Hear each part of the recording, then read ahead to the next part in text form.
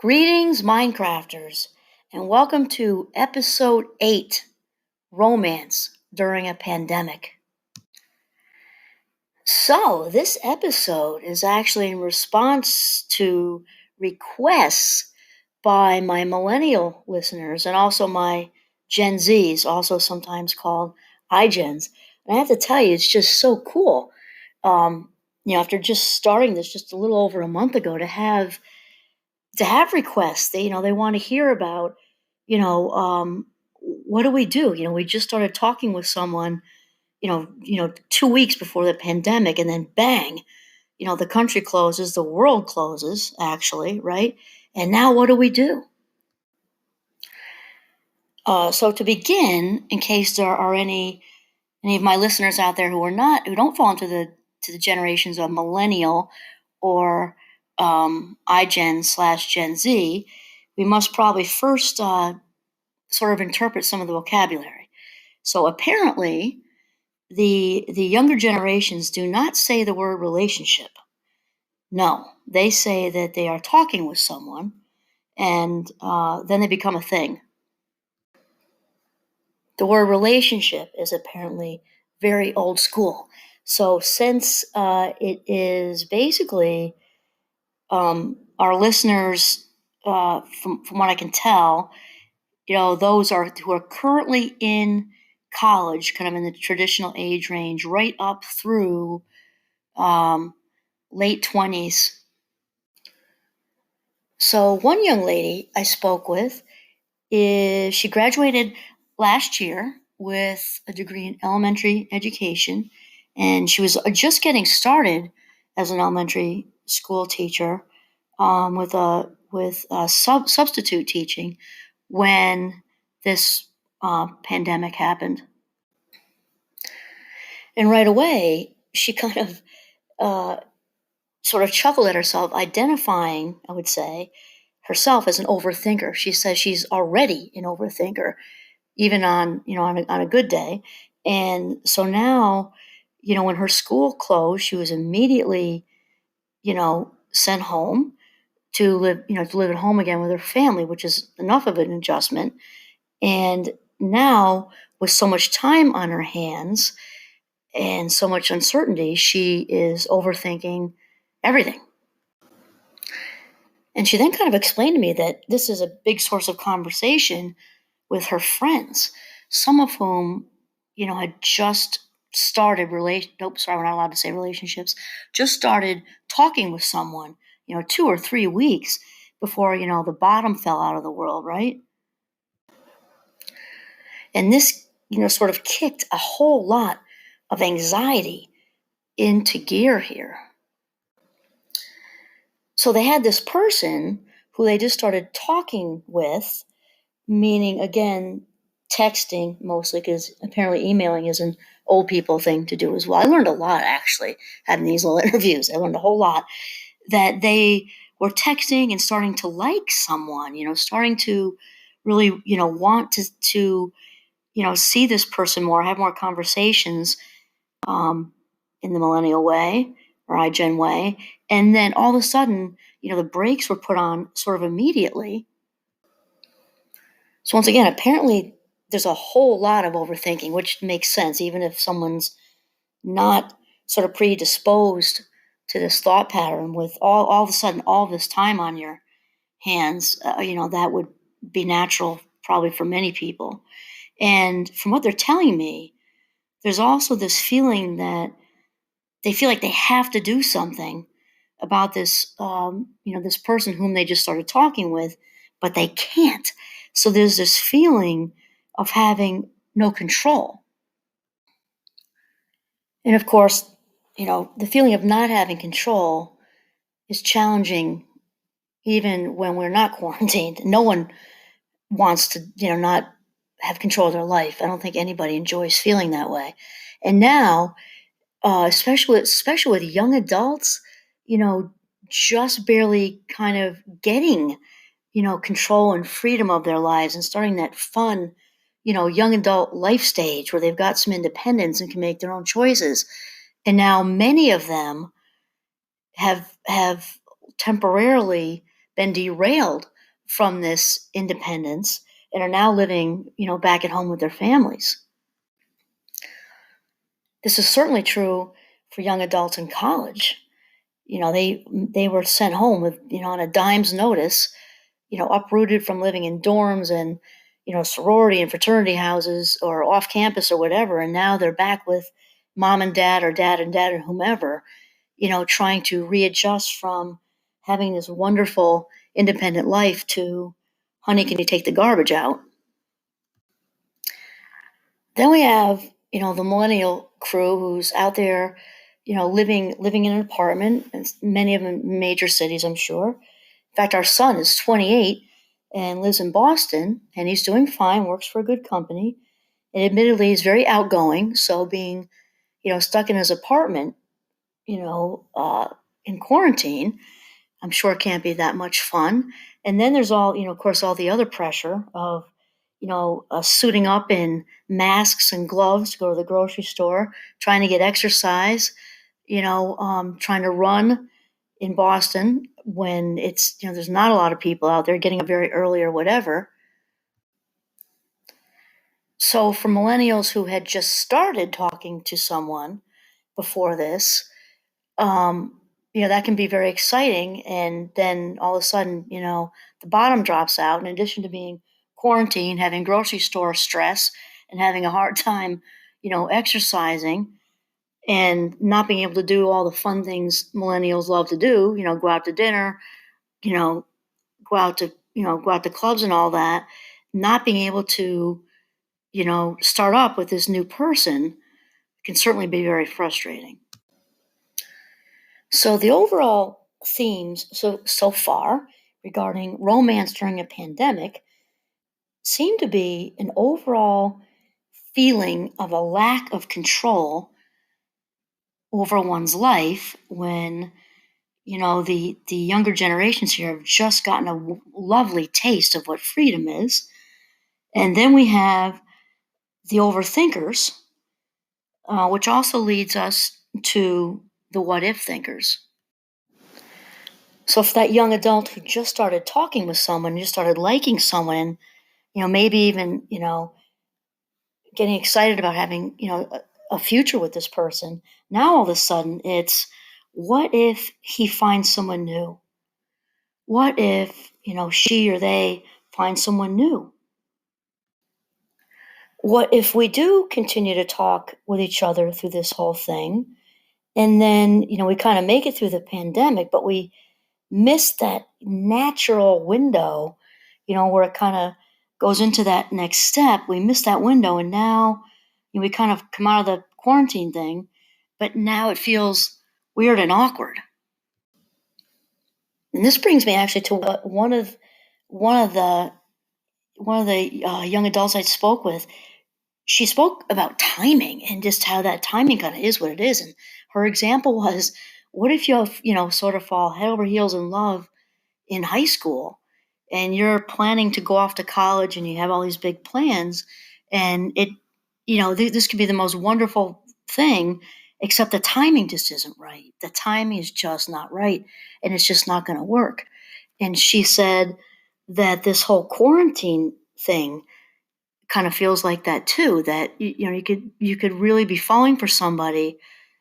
The quarantine thing happened and it just sucks, for lack of a better way to say it. And then we also have the catastrophizers. So let's say we have, the millennials in their, mid, late 20s. Maybe they just started talking with somebody at their work. Life is good. You're going out with work friends and doing work things. All of a sudden the bottom falls out and the catastrophizing starts. What if this quarantine goes on longer than has been expected or predicted? What if the connection I have to this person is through work and all of our work friends? We got a real good vibe going on right now.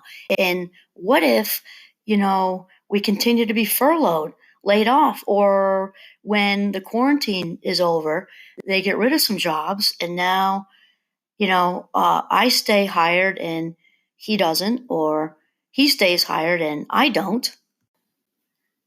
What if I no longer am able to keep this job that I really, really like, and I have to make a decision to, move in with a sister or a brother, or, God forbid, go home with mom and dad.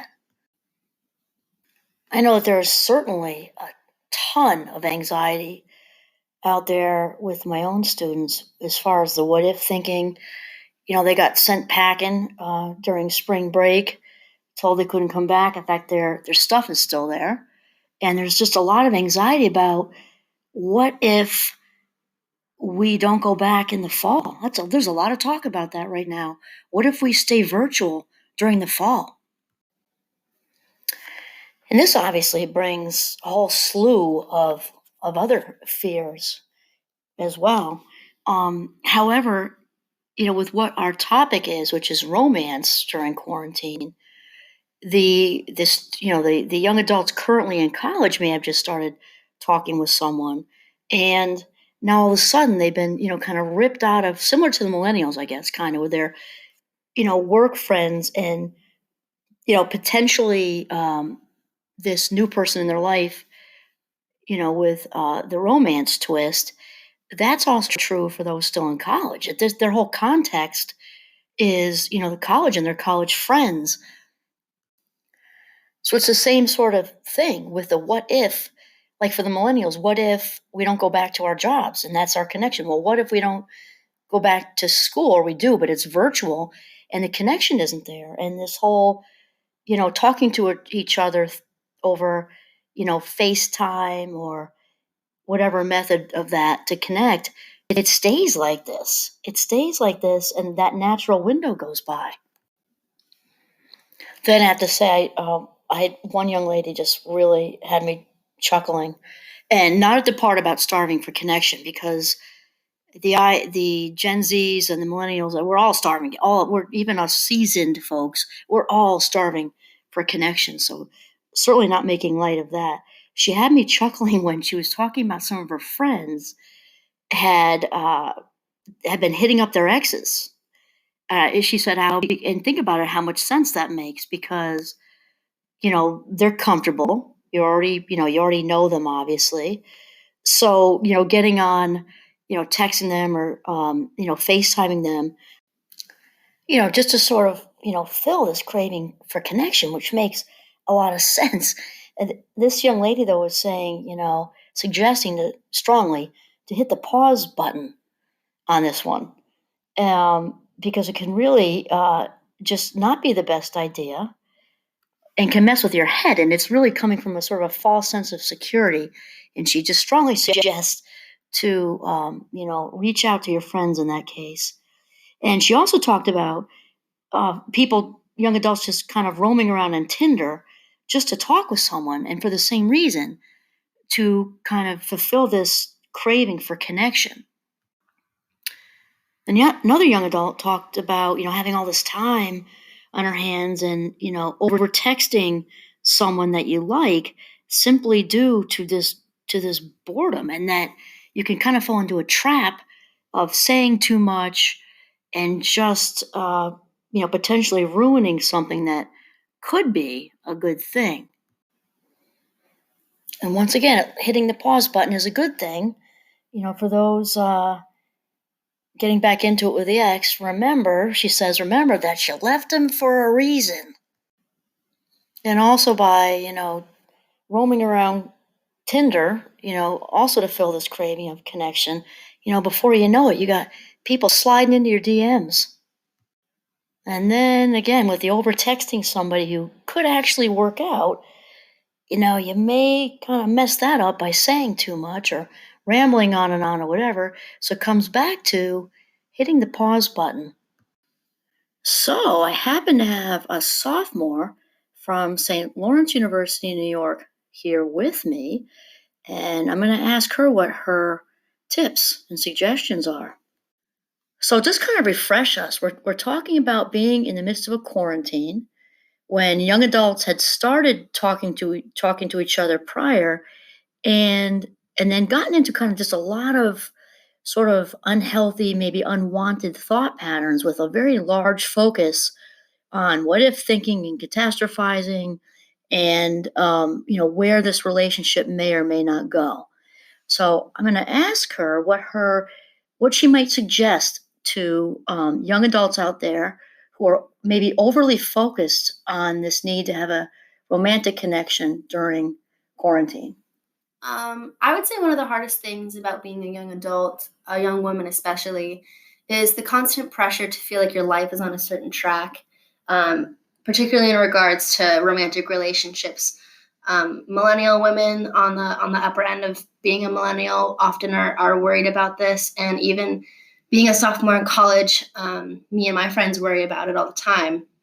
So I would suggest to take this time. That's a nature mandated break from everything, um, to focus on yourself and not be concerned with talking to somebody or being in a relationship with somebody, because you deserve that break. And if you can't go 4 weeks without talking to somebody, then your issues go a lot deeper than being single. Wow, that was really good. Spot on there.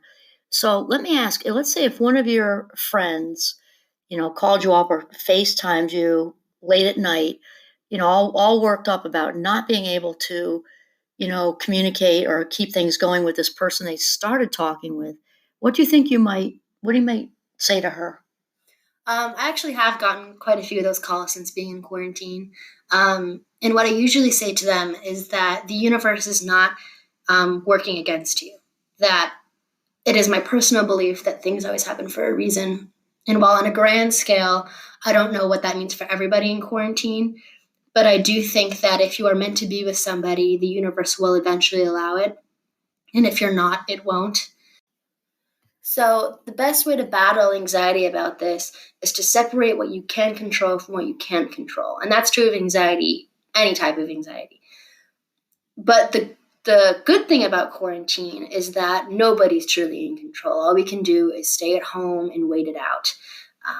But oddly, the benefit of this is that it allows you to take stock on your life and figure out what you want and to focus on yourself. Personally, I don't see why you would ever want to fight that. It seems like a good opportunity to look inward and figure out who you are, and to step away from the expectations of society or of yourself or of your family or your friends. Wow, that was certainly some solid wisdom coming from a Gen Z college student. So I'd like to say big thank yous for joining us here on our Minecraft podcast series this morning. This is Kimberly Quinn signing off from Northern Vermont. Have a mindful day.